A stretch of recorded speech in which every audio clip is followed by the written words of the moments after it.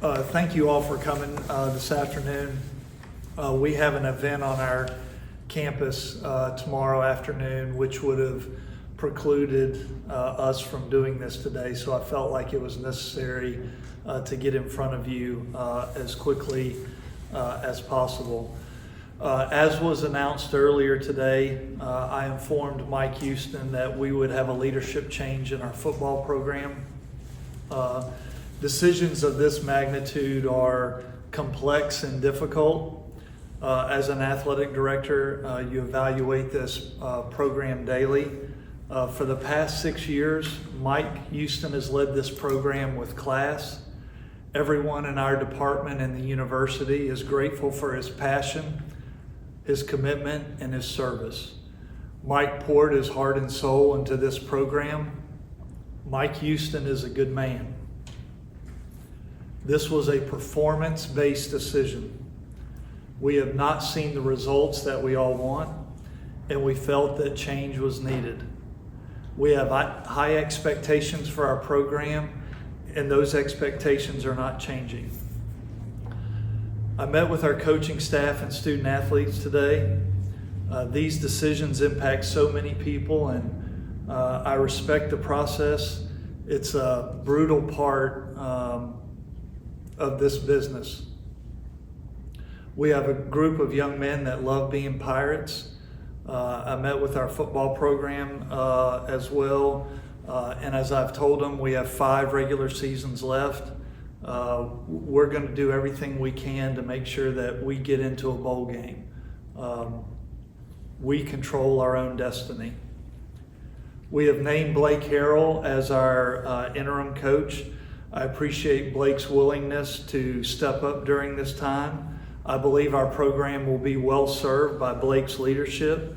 He's been here for 5 years and fully understands East Carolina athletics.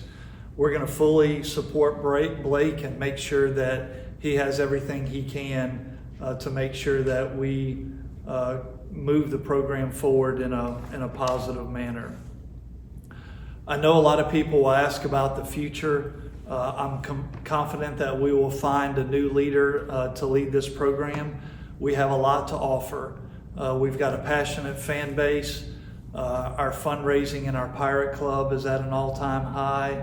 Our athletic facilities, I'll put up against anyone on our level. We've got a new indoor building that will break ground on sometime this spring.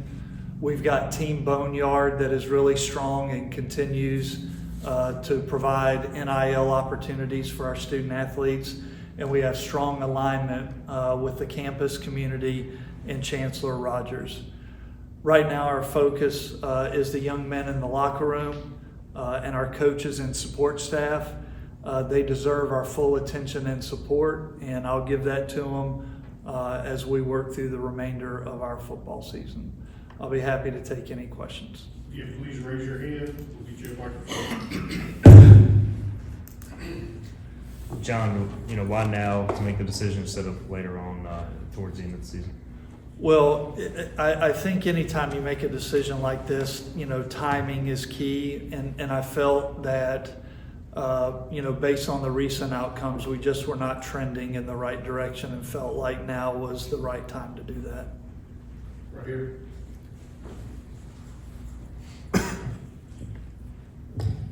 John, when you mention high expectations, can you put a little more substance of what you mean by high expectations and what goals the coaches should be meeting? Well, I want to field, and I feel like we should be able to field a consistent winning program at East Carolina. Like we should be in a bowl game every year, and I think we can compete for conference championships. Like I fully believe that. That's where my expectations are. John, talk about the timing of this as far as NIL and that kind of thing goes, because if you wait till the end of the season and evaluate it, is there a change there, a difference there? Well, I think when you talk about the collegiate landscape, it has changed tremendously. Like this is not the same, industry that we had 2 years ago. And so when you think about NIL and you think about a future coach, I think the first two questions a new coach are going to ask are, how much money do we have in NIL, and where does that put us in our league from a ranking standpoint? And so I do feel that NIL, the transfer portal, and the ability to acquire talent is a really crucial piece moving forward. And I want to make sure that our athletic department and our football program in particular is in the very best position to put our best foot forward. You know, Mike Houston had a lot of accolades and success at other stops before here. I mean, could you maybe put your finger on just what didn't work here? Well, I think, we certainly had success here. Like if we go back to the back-to-back bowl seasons, we have not had that here at East Carolina in a long time. But I also think that as the model changed, you're acquiring new talent every year. And obviously over the last 2 years, from a success standpoint, that just has not translated to the field, is really where I look at it. After the Charlotte game, you guys had a bye week. What was the reason for not doing it then? Was there something specific that happened yesterday that made you guys go ahead with this decision? Again, I think that when you look at a decision of this magnitude, it involves a lot of people, and I wanted to make sure that number one, that we had exhausted everything that we could exhaust before we made that decision. But it also gave people the time to process it over the last 2 weeks. And then obviously, yesterday's outcome. By all accounts, I mean, Mike Houston seemed like a man of good character that the players loved playing for him. So I guess how difficult was the decision to balance the human side, but also, take into account the performance aspect as well? Yeah, it was very difficult for me today to meet with Mike just on a personal level. He's a person of very high character. He cares about the student athletes here. And it was difficult to meet with our student athletes. When you go through the process of making a change like this, it's not always as clean as you want it to be. And so it was difficult, but because of the type of person that Mike Houston is. But I'd also say he handled it like a true professional, just like I expected him to. He showed a tremendous amount of class during his departure. Will Blake Harrell be a candidate for the job? Blake Harrell's our interim coach. We are not going to put any stipulation on Blake or any other coach about them being a next candidate. I certainly hope we win 5 games and we can talk about Blake Harrell being a candidate. So you said you talked to the players as well this morning. What was their reaction when you told them the news? I talked to them this afternoon, a little bit after lunch. Obviously, when a change like this happens, it creates a lot of instability. I wanted to make sure that they heard from me and saw me as individually communicate with them. I apologize to them because I know how disruptive these things are. I do feel confident in Blake that Blake has great relationships on the team and in the building, so I feel confident that Blake can pick up pretty quickly. It's tough. You think about having a loss like we did yesterday, and then the players turn around and hear from me that their coach, head coach, is not here anymore. It's a difficult time for them, and I'm going to make sure that I'm present and supportive for them.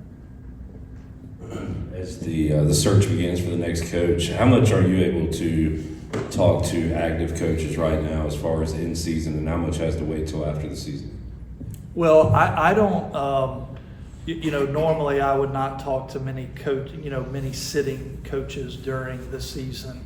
We'll let that process play out. I don't want to put a timeline on the search, and I don't want to, put any stipulations on it either. I want to, go and find the best fit for this institution and for this program, but I also want someone that can, navigate the NIL space as well.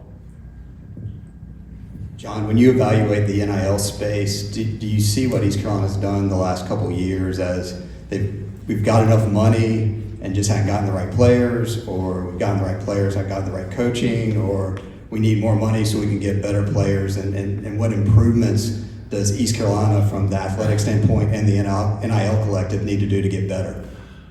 Well, I think if you look at the college landscape as it relates to NIL, the better programs across the country, and then I would say for the most part, the better programs within each conference, they are the most resourced as it relates to NIL. So NIL is certainly not the end-all be-all. You see upsets every weekend of a smaller school beating a bigger school that is more resourced. But if you go through each league and look who sits atop the conference, typically the schools with the most NIL are in the top of the league standing. So I think NIL will play a big part in what the future looks like for our football program. John, back here. It's I don't know, some of it was before you, but now 3 straight football coaches that have been fired at the university. How do you moving forward, try to get someone to have that consistency and break that cycle? Well, certainly I think the dynamic has changed with the change. The landscape is different. I think certainly you want to find someone that is a fit, that is a good fit, and that has won and been around winning programs. Coupled with, the more that we can resource them, the better opportunities they're going to have. John, you and Mike came in together. Does that put added pressure on you now with this change in football? It doesn't for me. No one puts any pressure on me more than what I put on myself. I live this job every day and every night. Certainly when we win or successful, I get to share in that success. When we lose or are not successful, I feel like I feel it more than anyone else, because I don't think anyone cares as much about it as I do, because I live it every day and it's my profession. John, a two-parter here. I think it's around $3 million. We'll owe Mike through 26. Where does that money come from? And then secondly, what can y'all learn as an administration about the extension? I think after the 21 season and going forward with similar circumstances. Well, we'll fund the buyout. The number's not as high as you mentioned. It's lower than that. Departmental funding, and then some institutional investment accounts that we get interest and then have accrued from an investment standpoint. Is how we'll fund it. I think, as you look back to the extension, when we extended Mike, a few years ago, it was the first bowl game that we had in a really long time. I think we finished tied for 3rd in the league. And at the time, the makeup of our conference was really different. So I may not be quite exact here what I'm about to say, but I'm close. He was at the bottom or, second to last, and we brought him to 6th in the league at the time. And then he followed it up with another bowl game. So obviously at that point, you felt good about where that was. And then obviously the last 2 years, not exactly where we all want it to be.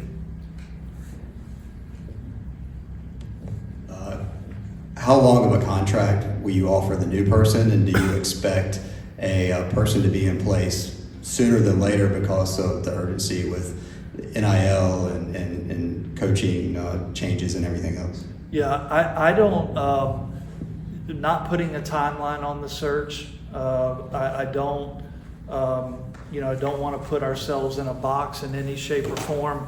Obviously, people are coaching their teams now, so you're not able to get in front of coaches that are coaching their teams now till closer to the end of the year. So I don't want to put a timeline on it. What was your second question? How long of a contract would you want to offer the new person? I don't. I think that there are a lot of discussions that we have to have with coaching candidates, and without going down a big rabbit hole here, you've got the whole house settlement going on with potential revenue sharing, and so I think all of that house settlement and revenue sharing will play into all the terms of whatever the next agreement looks like. Because we will have to find a way to invest more into our football program than we are investing right now. John, players are quite upset with the way that they found out about Mike Houston being let go. What went into that decision to handle it the way that you did, and for the player not bringing in the team and make an announcement to them first before you made the announcement leaked on social media? Yeah. So as I mentioned before, when you handle something like this, it is not always as clean as you want it to be. I did feel like talking to Mike and the staff was really important, and then I wanted to get the team over as quickly as we could. When I did meet with them this afternoon, I did apologize that, under normal circumstances, I would say I would want to be in front of the team where they can, see and hear from me first before it gets out. It's a little easier to do it with a sport that gets, very little recognition or following. Obviously, much more difficult to do with a football team. But I met with the leadership council first. And then I met with the team, and I feel like they know exactly where my heart is. John, obviously a difficult decision-making process. How much did pressure from external donors or NIL Collective play a part in that? None.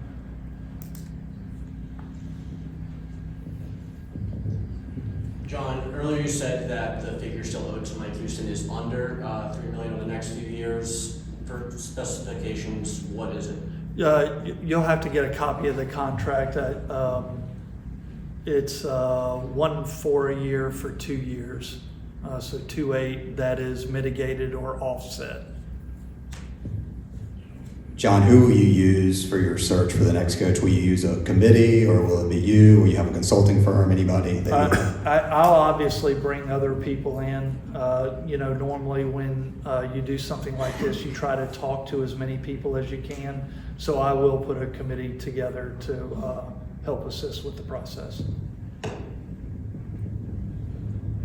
Just a two-parter and not related, but number one, how has the donor class reacted?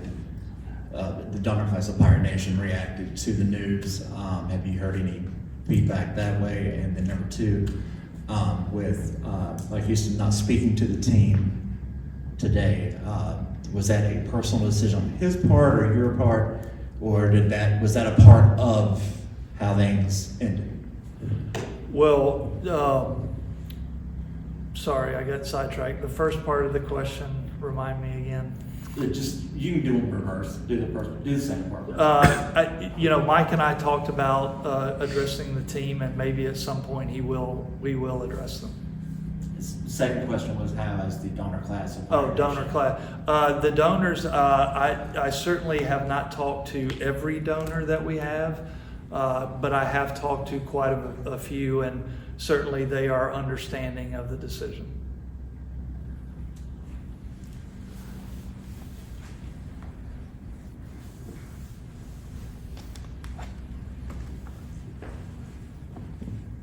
given the number Mike was at as far as salary and the NIL collective, how convinced are you that you guys can get a really quality candidate, at least compared to the conference where the rest of the conference stands in funding and that sort of thing?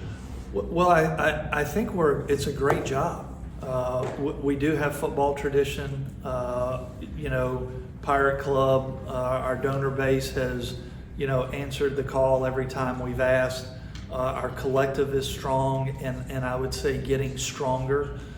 So I do think that we will put together a very good package to attract the right person.